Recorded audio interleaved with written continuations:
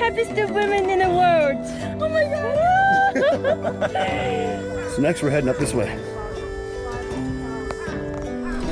This part is about 550 years old. It's incredible. It's kind of really hard to walk through and scary, but we did it, and that happened. The Jiangku section of the Great Wall is the road less traveled. By far. So it's a little rugged here. What happens when you don't renovate for 550 years? And it's a little scary over the edge. You can see the trail going up that way. Over. But we're just gonna take a shortcut down this way because we're not crazy. Jenny had returned to the car to drive it to meet us at the Mutianyu section, leaving us with Johnny, who couldn't speak English, but we still found ways to understand each other. Back to the wall through the shortcut. And sure enough, we're back. We've made it here. This is the bright red tree of safety and welcome. We naively thought it was going to be easier from this point on, but we were wrong. So very wrong.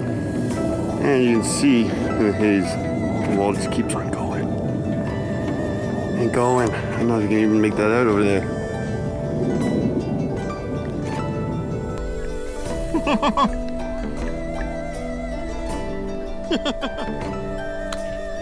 Okay. Oh, Canada. Oh, Canada. We're now entering Mutianyu, part of the wall. Mutianyu. This is going to be the easier part. Well, he looks busier, so. The challenging part is done. The challenging part was not done. Not even a little bit. Careful, watch your step. It's a fine line between YouTube and Live Leak.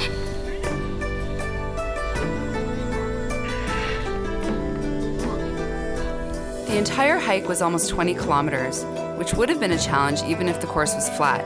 But the Great Wall goes up and down some pretty steep mountains. Back in the 1300s, watchtower guards could start signal fires to get the attention of adjacent towers and pass messages up and down the length of the wall quickly. It's hard to imagine what went into building this ancient wonder of the world. I don't know if we'll be able to walk at all tomorrow. All that was left was for us to get down from the wall. And at Mutianyu, there's one really fun way to do it. I'll go ahead of you. I'll blast everyone out of the way. Ready?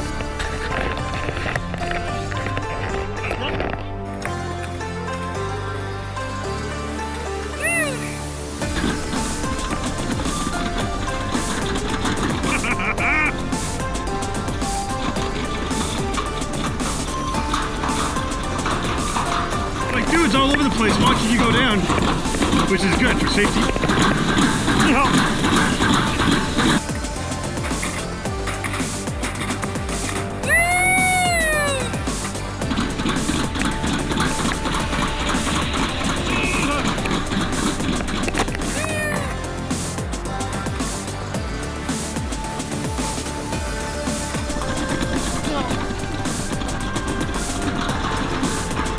You see the village down there? Got a long way.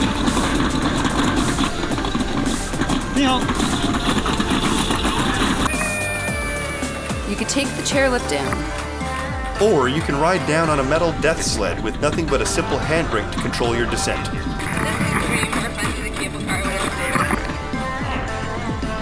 Yeehaw! That was amazing. That was so much fun! So great.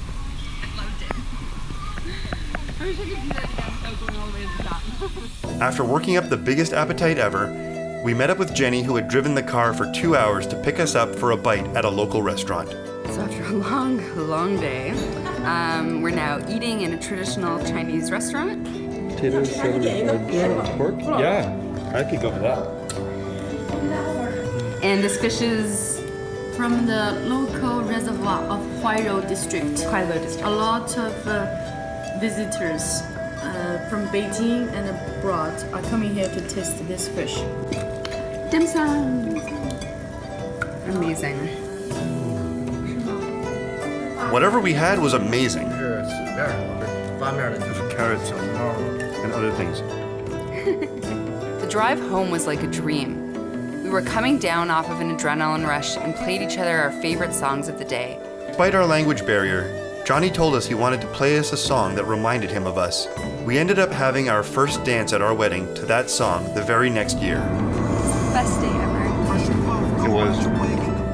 That night, we enjoyed a long happy hour at the Sandalwood as we relived our engagement hike through our pictures and videos. Having some drinks and reviewing the footage with Tamara. Having a Mai Tai? Cheers.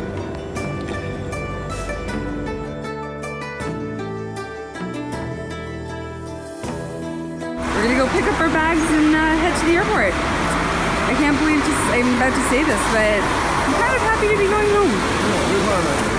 I miss the pickle moo. 现场直播。 We actually were excited to head home. The drive to the airport was veiled under the smog we'd come to recognize as part of the Beijing landscape. But we were grateful we were given one beautiful day when it mattered most. We were warmly greeted wherever we went. For every motorbike that nearly ran us over, there was another one ready to give us a lift home. China might be a little dusty right now, but that's only because it's a 5,000-year-old culture that it's only starting to climb onto the world stage. In the time since we visited the Great Wall, the Jianghu section has started to undergo major renovations for the first time in centuries. Some visitors have died while making the same climb we did, so we feel lucky that we got to see it in all of its rugged, unrestored glory without an incident. We met some wonderful people on our trip, which left us feeling optimistic about China as a budding global superpower. But we will have to wait and see how the future unfolds. 再见，北京。